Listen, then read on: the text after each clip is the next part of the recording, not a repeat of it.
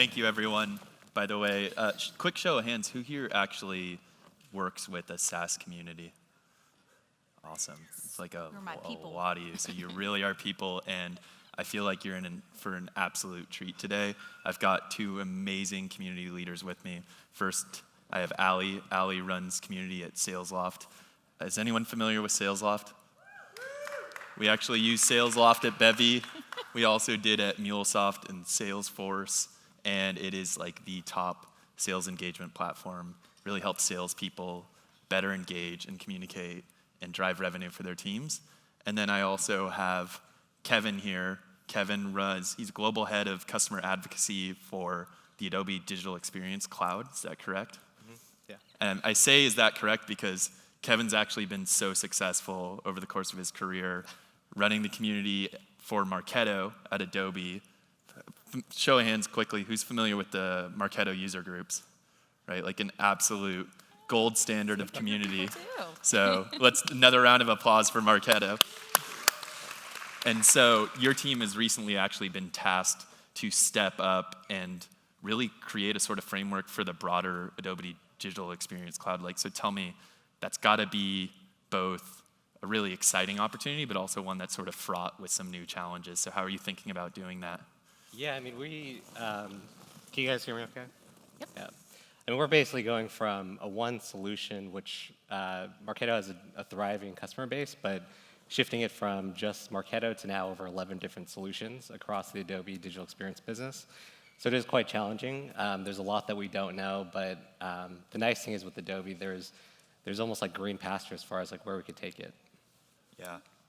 And Allie, I'm really interested in your experience in particular because you've been at Salesloft, which is a hyper-growth SaaS company. Now, sort of contrast that with Marketo, which is both a hyper-growth SaaS company, but it's been around for years and years. Salesloft's what, 5-6 years old? 6.5.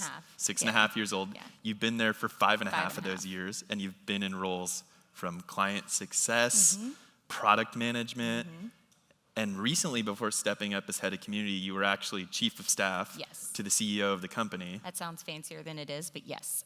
Well, it's very fancy, and you're very fancy as an individual as well. So I think what's actually... I told Steven I was going to say this. He's kind of full of crap sometimes, but I like it. Don't trust a guy in a Hawaiian shirt. It's a good wife trick. You're in sales. It's cool. All right. See you guys. That's totally fair. You gave me a microphone. You get what you I'm get. pretty sure you sell to salespeople, too. I do. Yeah, that's I do. great. Well, it's good to know you think so highly of them. No. I didn't say the rest of them. No. Oh, touche. Well, look, I'm not sort of, floating your boat here when I tell you that I think that experience, in particular, being in product management and really being chief of staff, gives you sort of unique perspective in terms of understanding how executives think about community, how they really think about quantifying the value of community. And again, I think that's critically important because the challenge that we tend to hear over and over and over again, and I think the data from the State of Community report sort of like backs this up, is that executives always say something to the effect of, look, I inherently know that community is important and it's valuable, but if you can't really prove the value to me, it's hard for me to really justify either investing in it initially in your case or continuing to invest in it in your case, Kevin. So how are you really thinking about actually tangibly proving the value of community? Yeah, I'd love Kevin to start actually, because with all the experience, Marketo, Adobe, you guys have more data and you are proving the ROI, so. I think one of the things that we're fortunate with on the Marketo side is that a lot of our executives, they understand the power of like customers and customer experience. I think as we moved from Marketo to now being Adobe, one of the challenges was that Adobe was definitely much more of a siloed business. And the way that we kind of infuse sort of that purple passion is really to get some of the executives to talk to some of our customers and experience what it's like and what they're so passionate about. So for example, like when we had our user conference early this year, our CEO actually had a chance to like listen directly to the customers, hear their feedback, see why they're so like crazy purple. I mean, some of them wear like jumpsuits to these conferences and they like have wheelchairs like blinged out in like purple gear. So until they actually get to see it as like a tangible thing, I don't think they quite understand it. Yeah, I think that tangible piece is the important part. And I think Ryan with Qualtrics was speaking about that earlier, about like having his VC in the front row of their conference and really seeing that. We've been lucky that we started a conference very early on. I think we're on year 6, year 5. And it's definitely grown since then, but just seeing the passion, to your point, that people have, being able to say that we've got people coming in year over year, and then they take that passion to others, because ours is more than just customers. We have a lot of people in the sales space there, and so it's always really cool to see customers sitting next to other people and talking about how much they value Salesloft and what we're able to do for them. Some guy was like, I hit my quota, and so I got to get a dog. And we were like, you have a dog. Like, who doesn't love that? It's little things like that that matter to people, and so hearing those stories. Well, also, actually, what's really interesting about what you're touching on with this conference, like, we often get this question from people that we're speaking to at Bevy, which is, if I'm looking to really launch a community, how do I find a really good catalyst for making that happen? And a lot of companies, especially in SaaS, are really willing to invest in field marketing, right? Like, this is what I would consider a field marketing type of event. High production value, you wear a Madonna mic, you sit in front of bright lights, everyone loses their mind for 2 days, and then you end up having this amazing experience. But then what ends up happening is, like, everyone gets all excited and activated around your product, and then what? And then what? And you actually announced this year at Rainmaker that you were doubling down on community. So, like, what was the catalyst for making that decision? How did that end up landing with your community? To your point, people get really excited every year, but then they don't have somewhere to take it after that. Like, what do you do with it for the remainder of the year? And we had people coming to us, people on not just our advisory board, but people at the conference saying, we want to do more. We want to talk to more people. We're super excited. How do we keep the momentum going? We want to create user groups. We have people in cities that we don't have offices, that we have very small but very passionate groups of customers saying, we want to start a user group. We want to get more people there. We want to talk to more people about what we're doing with this.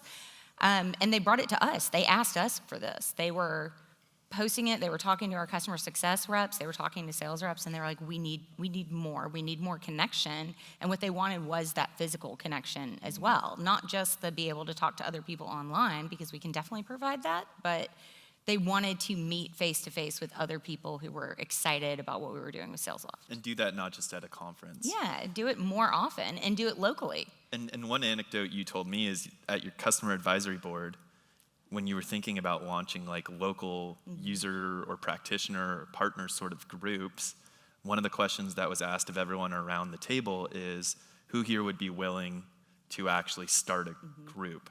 Which, by the way, brilliant question. And I think, tell me if I'm wrong here. I can't take credit for that. That was absolutely our customer marketing manager, but yes. Well, there we go. Well, we can talk about cross-functional engagement there, but there was like 12 hands that went up immediately, right? Yeah. So if you're thinking about what is a potential way to ignite the growth of your community beyond field marketing events, that might be a great anecdote. And you said, Kevin, getting your CEO in person really sort of helped you win the hearts and minds. I'd consider that like the hearts piece, and then there's the minds piece, right? And this is the one where, if you have Salesloft, you have the data behind what your salespeople are doing. Like, I know Sam over here needs to hit the phones a lot harder. Sorry, Sam. You're doing a great job. Kevin, with Marketo, I know how each piece of digital content is performing, and I'm capturing and augmenting data and really sort of beginning to get a customer sort of 360-degree view. But this idea of a customer 360, it's really a customer 270 if you don't have the other data. Like, what's happening in person? What impact is this all having downstream? So, some of the core metrics you've talked about tracking are customer retention, platform adoption. That's a really interesting one. So tell me more about how you're thinking about KPIs and data that you want to make sure you're capturing. So I think with communities, and we use Jive right now for our larger Marketing Nation community. We're switching to another platform a little bit later this year. But historically, I mean, we looked at like engagement metrics. We looked at active users. We looked at as well as customers that are helping to reduce the amount of support tickets that come in. But from a larger standpoint, in terms of what we do on the advocacy side, we look at what is our overall impact to new business as well as to like potential cross-sell revenue as well as retention revenue. And so our side of the business, we don't necessarily focus on just like one segment of the business. We kind of service everything, both our sellers as well as our CSMs. And so we try to support them as best we can post-sale to really create that holistic customer journey post-sale experience. Yeah. And you have a really interesting metric that you're looking to capture as you launch a new community. Yeah, so interestingly, we have two kinds of communities, and they sort of Venn diagram together. So we have a customer portal side, and what I'm now tasked with launching is something a little bit bigger than that. It's for sales, engagement professionals, sales and revenue professionals as a whole. And so that's a little bit different because it's not, we don't have all this like user data, you know, to work with. And so one of the things that we started looking at is like, but yes, you definitely want to track growth and retention. Those are some baseline metrics, but in some ways, growth and retention tell you only a little bit of the story. And so we thought about like, what are we bringing to the table that's valuable? What are we wanting people to get out of this? And we thought, well, what we really want to do is support frontline sales managers who kind of don't have a place to go right now. And so one of the best ways to support those people is help them in their careers. So we have a metric for how many influencers are we helping create? People who weren't on panels, people who weren't the same 7 people you see who are fantastic people, but you see them in the same conferences over and over again. And so how do we find people who are great at their job and are great at talking about it, and they just need to be put in the right place? Connect them to Alex with Women in Sales Everywhere and put them on a Women in Sales panel somewhere. And so we're tracking how many people are we helping in their careers and their personal branding. I love that. And I know, Kevin, man, like how many people have made their careers on being best in business at running Marketo and being a, you know, really knowledgeable and effective marketer thanks to the value that Adobe and the Marketo user groups have driven. I'm sure you have tons of stories of people who go from one company and bring Marketo along. Do you have any that you want to share? Yeah, and I think Ali brings up a good point too. It's just, there's this intangible piece with community overall, which is about the personal brand. It's about the storytelling. It's about the relationships you build with the companies that you work at, and then the relationships you build from company to company. And I think what's helpful that's been helpful for Marketo's DNA since the inception of the company was that we basically built a new category around, you know, marketing automation for this marketing ops division. And, you know, there's a lot of different solutions you can get, but we have customers today that they won't go to another company unless they actually use Marketo, and they actually help influence a lot of those decisions. So indirectly, it helps influence, you know, revenue, and it helps kind of build that brand awareness. It also helps kind of build like that, the recognition about being a Marketo customer. It has sort of like a little bit of clout around it, and there's that expertise that they also feel, and that we've kind of infused that into some of our core advocate programs today. Yeah, it's a longer term play, right? We have a lot of people who, I think you called them boomerangs earlier. They go to a company and then bring Marketo along with them. And we have people who do that, and we were rolling out a new reference program, and I was talking to the reference people, and I said, well, how do I market if their company isn't a reference, but this person is a reference? And they said, how does that work? And I said, well, this person is a big advocate, but they've moved to a new company that doesn't currently have Salesloft, but they're still a big advocate. They, you know, weren't maybe in on the decision making at that time or whatever. And they were like, does that happen? And I was like, I can think of 5 to 10 off the top of my head. Yes, you know, they're awesome. And these are people that we value, but I love that they value us in return. Yeah.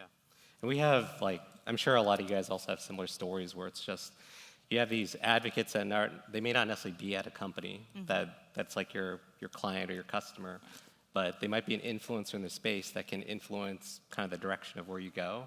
I'll give you an example. So we have about 17 of the 30-plus NBA teams that are Marketo customers. And it all started with this individual that used to be the CMO at the Portland Trailblazers. And he went off to become his own consultant. And the industry's not that big. And so he knows all those decision makers across the different marketing automation teams. And so he started making those introductions to us. And then recently we just had example with just some of these NBA teams that said they want to step up and become a user group. And it all started just because of those initial conversations a couple years ago. I love that. Two other things that I've talked about with the two of you, and when we were talking about some of the value of community, is one, if you're getting people in person, whether it's in these user groups or whether it's part of a practitioner or partner community, the need to have a formal reference call. Oftentimes, if you're connecting the right prospect with the right customer who's activated and engaged, you don't even need to do it. It's just go meet these people for yourself. I'm not gonna say anything. And honestly, as someone who takes a lot of reference calls, I know you're getting coached by a sales rep. Believe me, Sam is coaching. Actually, Sam is never coaching Bevy's references. But if you're going to a C2C Connect event, I know you're gonna have the opportunity to connect with great companies that are using our platform. So I think that's another part that's really valuable that you've shared. And then the other piece that's really, really fascinating to me is, to your point, no one trusts salespeople. Right. But they trust you if you're the customer of a company. And I think, if you think about the shifting buying behaviors, right? That's why the Marketos of the world are so critically important. I need to know what these touch points along the customer journey are. I need to know when a salesperson is talking to someone, what conversation is actually kicking off an opportunity. But I go online and I buy everything off Amazon.com, and I avoid Nordstrom's like the plague because I don't want to talk to a salesperson. So how are you creating opportunities to drive potentially not just deeper engagement in your community, but new acquisition opportunities or new pipeline through your community? I think I'm going to let you go first. Well, I think it goes back to kind of what you said about the influencers. I think there's this indirect, as you start to build up this community, there's customers that start to raise their hand. Just indirectly, they want to be thought leaders. I think it all boils down to, you have an event. After the event, there's people that raise their hand that say, I want to be on stage next time, or I want to be this person that has the subject matter expertise to talk about X, Y, Z. So I think indirectly, as you build your community, you start to identify the individuals that are becoming more influential. And one of the big reasons why we started taking on a bigger remit is simply because our customers became the vocal advocates for ourselves to help us kind of build or pave that way of why Adobe should look at and invest in advocacy or community. And so I think that indirectly helps build and foster that sales motion.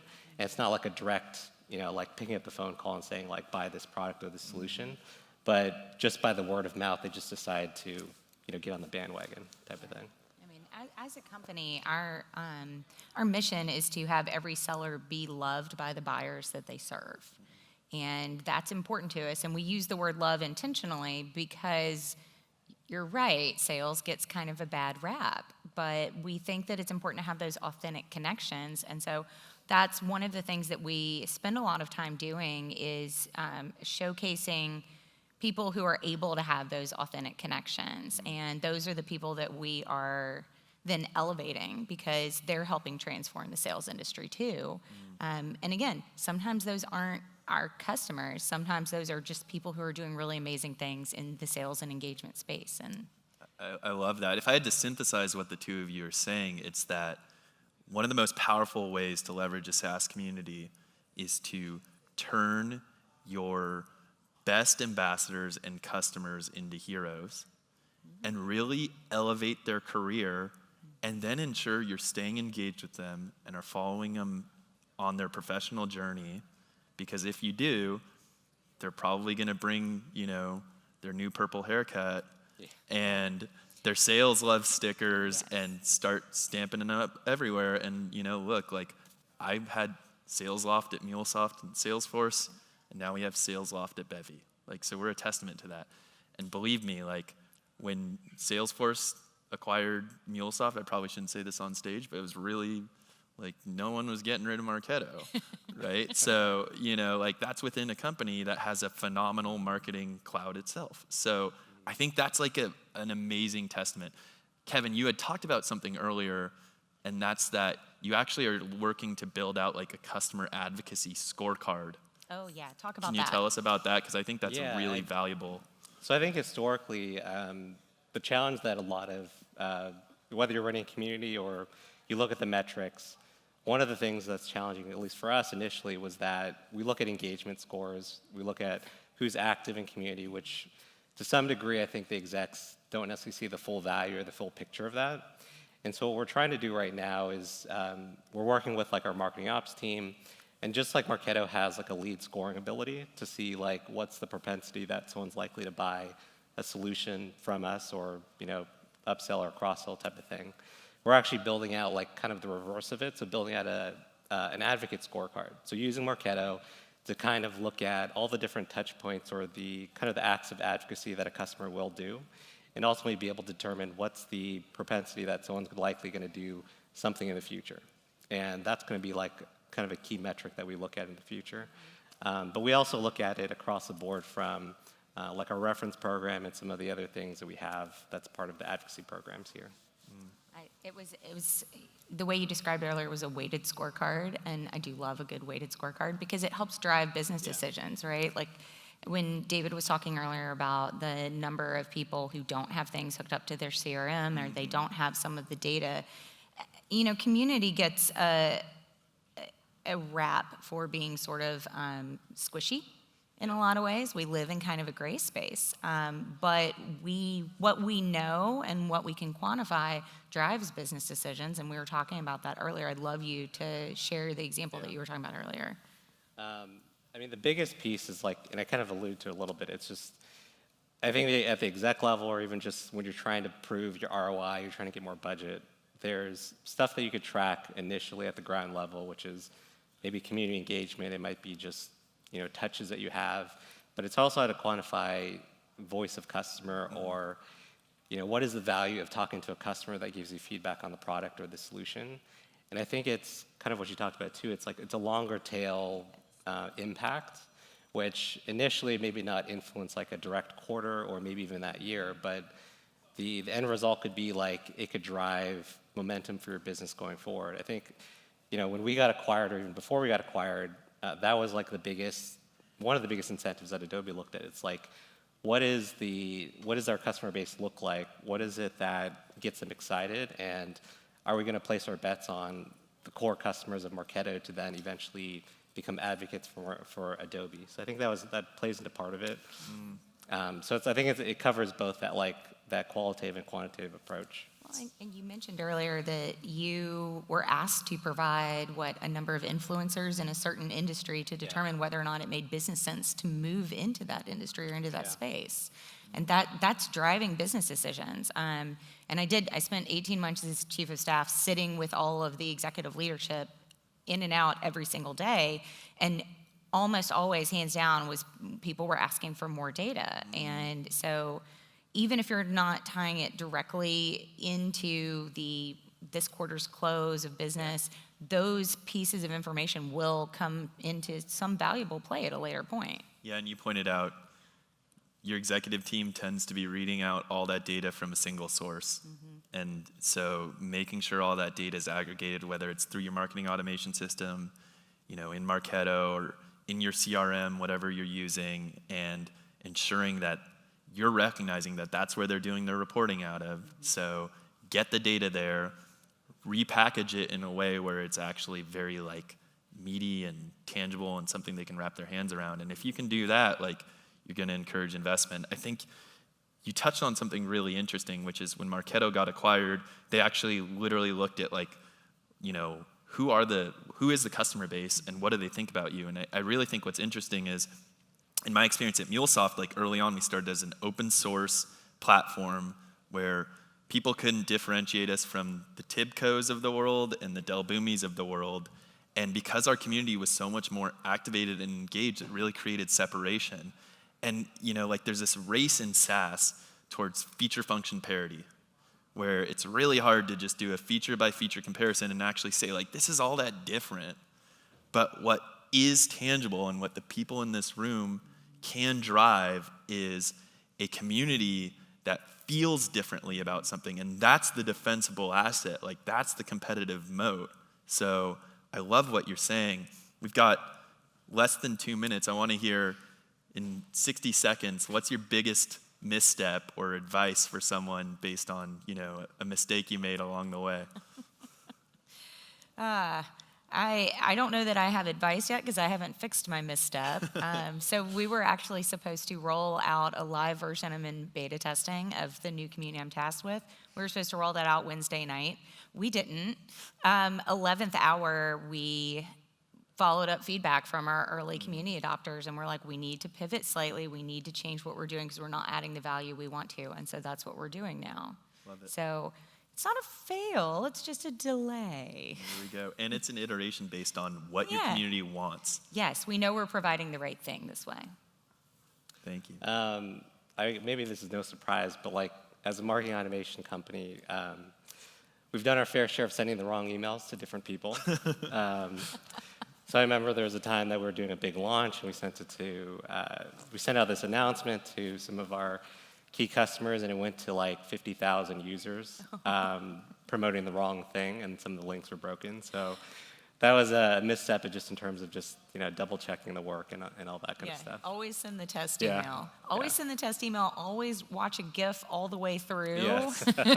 Yeah. You never know what the GIF is going to do at the end if you don't. Yeah. And then you send it to your investors. Not that that's ever happened. No, not at all. Never. All right, actually I lied. Last question. If 2020 is going to be the year of the chief community officer, really quickly, what's it going to take? It's exactly like we talked about earlier. It's the influencers, it's the data, it's proving where we add the value, I think. I think it's a lot about customer experience and how that relates to the overall business and the customer journey. Mm-hmm. Awesome. Well, we're 14 seconds over, so thank you so much. I really appreciate it. Allie, Kevin, this is great. Thank you so much. Thank you.